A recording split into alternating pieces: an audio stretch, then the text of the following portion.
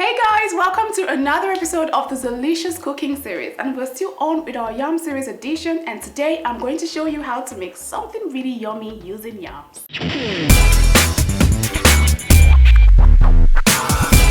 Today I'm going to show you how to make yam balls using the Simply Yam cubes. Let me introduce you to the ingredients. For this recipe you'd need 1 pack Simply Yam cubes, 2 large eggs, half of a medium-sized onion bulb, 2 scotch bonnet peppers also known as atarodo, 1 seasoning cube, half teaspoon of ground pepper, 1 garlic clove, some vegetable oil for frying, 1 cup of all-purpose flour, 1 cup of breadcrumbs, 1 canned sardine, 1/4 teaspoon of curry powder, 1/4 teaspoon of thyme, and some salt to taste. Okay, so as always, this recipe is a very simple recipe to make. In here, I already have some vegetable oil that I've heated up on medium heat. What I'm going to do next is just transfer. I already have some diced onions and some chopped peppers here. I'll just throw in that sizzle. So I'm just going to saute this for about 30 seconds. Stir it around and get it going. Okay, so I'm actually undergoing this process because I want to build up flavor for the yam balls. Anytime you want to build up flavor, you always start by sauteing your onions and then adding some garlic, and usually I would have added ginger to make it the perfect Asian aromatics combo, but ginger is not so necessary in this recipe, but you can add it if you like. So I'm just grating in some garlic, into the pot as well. Now this is going to give me that really cool Asian flavor. I can already perceive it in the kitchen. And I never cook anything without garlic though. Everything I cook, garlic goes. I don't know why. My love for garlic is this big. Like very big. Okay, so next up I'm going to add my chopped peppers. These are just scotch bonnet peppers that I just chopped up roughly. And this is going to add a bit of a kick to this recipe.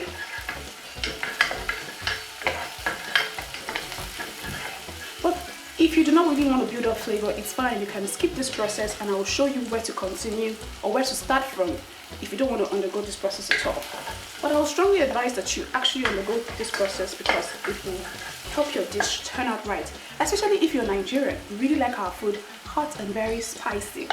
So you really want to undergo this process. Okay, so let's leave this to fry for another 30 seconds. The smell in the kitchen is just so Okay, so next up I'm just going to add about 2 cups of water, and this is going to be enough water to the pepper though. Okay, this is enough water to cook my yams, and then I'm going to just flavor this up with some curry powder and some thyme and 1 seasoning cube, a little bit of ground chili pepper. Remember I said we're keeping this really hot and very spicy, and of course a sprinkle of salt. And I'm going to stir. And guess what guys, remember I said I was going to make this dish with the Simply Yam cubes. Simply saves me so much time. Like, it's already been peeled, cleaned and cubed to perfection. And this is actually the old pack. There's a new pack, and that's what you're seeing on your screen right now. It's just the pack that changed. The content is still the same, just in case you're looking out for it in your supermarket. And it's in major supermarkets all over the country and even outside the country, I guess. I'm using this because I want to make my meal really fast and speedy. Simply does all of the work for me. The yams have already been peeled, cleaned and cubed to perfection. No need to wait for it to thaw, no need to wash it. All I do is just chop it right open. Did I just say chop it right open? Yes, you did. All I need to do is cut it right open like that, and it goes right into my pot. Look at how the cubes are. Like, the cubes are just so perfect. They look like perfect cubes of sugar. Very organized. Very organized.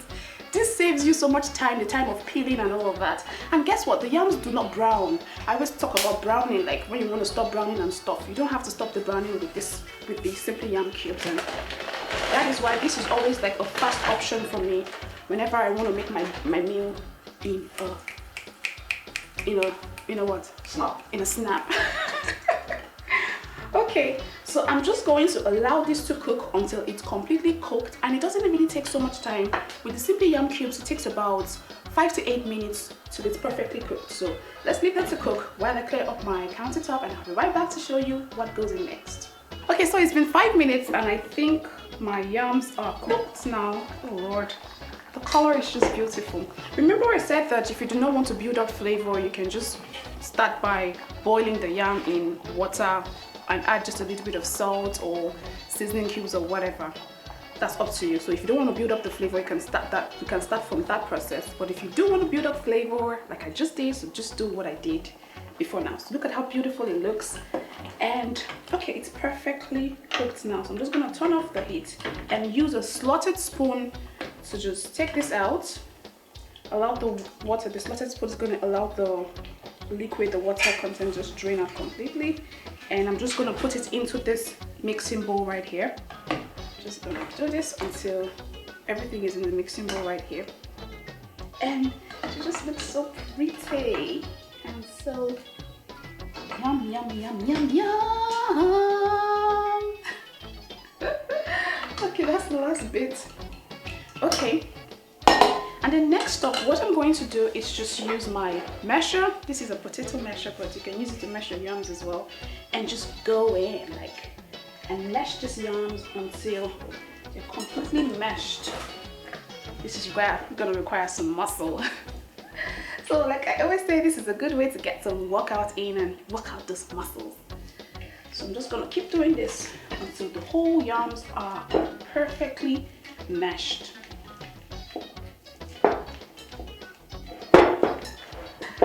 Okay, you see how easy it was to mash this?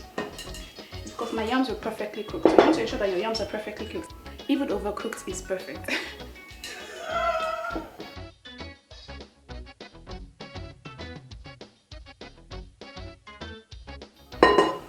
Okay, you don't necessarily have to have a smooth consistency.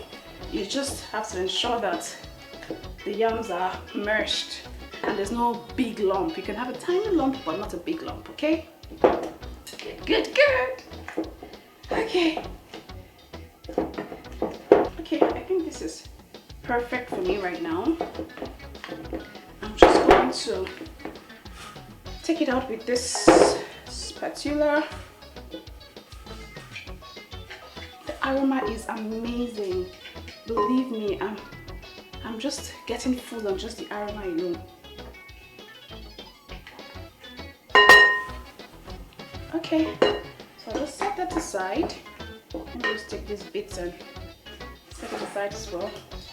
Okay, so this is perfect. So to add some more flavor into this, I'm going to just throw in some sardines. Now it's totally optional. You can actually use whatever kind of protein you like. You can use chicken breast and all, cooked chicken breast. You can use fish, you can use whatever. This is actually fish. I like to use sardines because of the taste. If you do not like it, you can totally skip it. So I'm just going to mash it with the back of my fork and until it's perfectly crumbled or shredded. And I would then transfer it. I'll do it in bits because I don't want the sardine to now overpower the yam. And then I'll use my hands and I'll use a spatula to just work it into the yam. I wanted to use my hands too, but I don't think I want to mess up my hands. I like to keep my hands really clean until it's time to mess it up. Because you still have to mess it up anyways. Oh my gosh. Okay, so I'm just gonna, this looks like I'm making a gari. Okay, let me just add a little more. Oh, let me just add everything.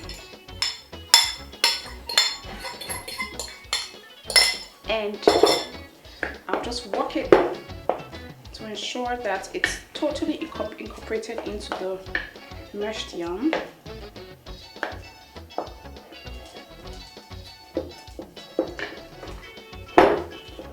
Okay, I think this is perfect. perfect for me.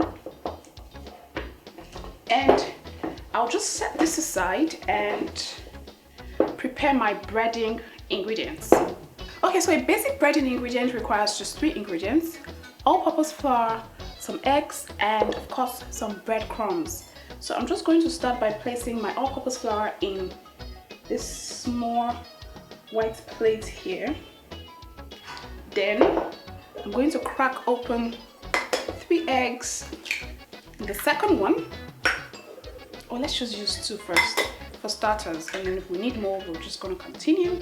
And over here I already have some breadcrumbs. Now let me tell you about these breadcrumbs. You can actually use store-bought breadcrumbs, or you can make your breadcrumbs at home. If you want to make your breadcrumbs at home, it's pretty simple. Just take about 4 to 5 slices of bread, depending on the quantity of breadcrumbs you want, and then throw it right into the oven. If you don't have an oven, it's fine.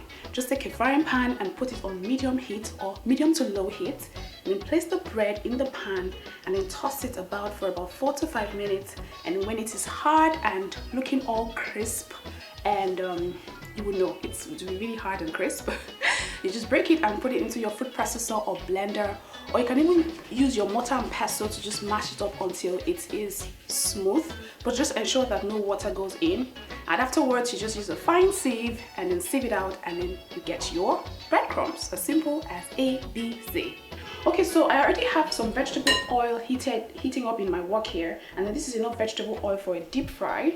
And what I'm going to do next is just season my flour with a little bit of salt, and season the egg with a little bit of salt as well. Then I'll start by tossing the flour mixture just to combine the salt and the flour, and then I will whisk the egg to combine the egg white and the egg yolk and the salt together. And then the breadcrumbs doesn't really need any seasoning. And you can also add pepper to your flour and your egg as well, but I already added some pepper to the yams, so I don't think I need any more pepper. So I'm just whisking.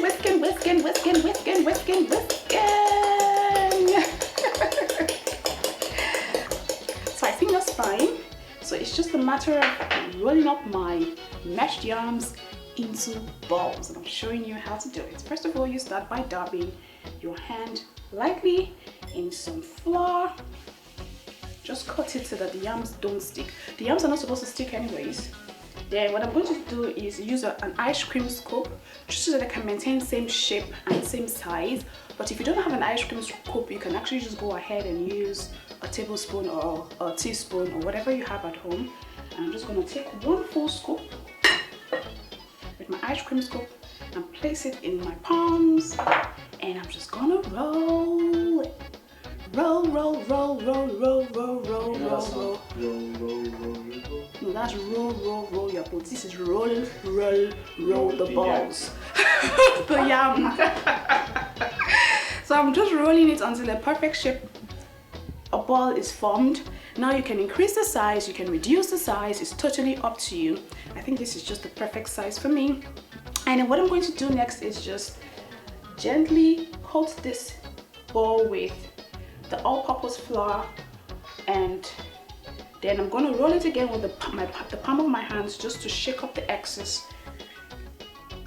And then next up, I'm going to place it into the egg mixture, and then generously coat it with the egg mixture. And then finally, and this egg mixture is actually what's going to make the breadcrumbs stick to the yam balls, and then the breadcrumbs is going to make the yam balls extra crisp. So in goes into the breadcrumbs, and I'm generously going to coat it with some breadcrumbs, and then roll it again finally to shake up the excess and also to get back that ball shape. So you see, I'm rolling, and that's it. Okay, so I'm done rolling up my yams, and then this is what the yam balls look like. It already looks so good just as is, and I was able to get 10 balls from the yams that I mashed. Now I already have my vegetable oil heating up, and then to test if it's hot enough, I'm just going to sprinkle just a little bit of flour, and yes, it sizzles, and so that means it's hot enough. Now, how to put the yam balls into the oil is, if you don't want to use your hand, just for safety precaution, just use a slotted spoon. Put one right on top of the slotted spoon and then just gently transfer it. Now, I'm not going to overcrowd my pan. I'm just going to do this in batches. I think I'm going to do it 4 at a time. And then I'm just going to fry it until it is golden brown and it's crisp on the outside. This will take about 3 to 4 minutes. I'm just going to leave that to cook. I think one more can go in so that we can just do this in 2 batches. Okay, so this is better now. So let's just leave that to fry, but keep a close eye on it, like literally just eyeball it, okay? So that it doesn't burn, it doesn't cook, it doesn't take so much time to fry up. So you have to keep a close eye on it. Okay, so I think the first batch is done frying. Look at how golden brown and nice it is. So you just take it out with the same slotted spoon, and I've lined this plate with some kitchen paper towel just to drain out the excess oil. So I'm just going to place it right there. It actually looks like Scotch eggs, but it's not Scotch eggs. Okay, so we are almost done frying. In fact, we're done. I'm just taking out the last batch, and then this is the last one. And let me just find the space to keep it so that it drains the oil perfectly. And we're done. Now notice how the yam balls are perfect in shape, and that's because of the ice cream scope that I used. So it's important that you maintain same shape and size so that it comes out looking beautiful at the end of the frying process. Now you can have this dish with any sweet sauce or stew or even ketchup if you like, whatever you like. It's all up to you, but I'm going to have a taste of this. I like the fact that it's super crisp on the outside and it's very soft and tender on the inside. Take a look at that. And I'm just gonna have a bit. It's hot, always hot. I like the fact that it's really soft on the inside and crisp on the outside. And that's exactly how you know that you have gotten the perfect yam balls. The sardine taste, the pepper taste, the flavor is just perfectly well balanced, and I am liking it. I can't wait to get off the set to go finish it up. So now you know how to make yam balls. What are you waiting for? Hurry now and go make it for your family and friends, and I'm so sure that they're going to love it. If you have not subscribed yet, what are you waiting for? Hurry now and hit that subscribe button and join this beautiful family, and so that you can also get instant notification whenever I upload a new video. And if you're ever going to recreate this recipe, please kindly send me your pictures on Instagram or Facebook or Twitter. I'm there as Zeelicious. I'll see you again with another beautiful recipe. Until then, remember to be kind to one another. Take care.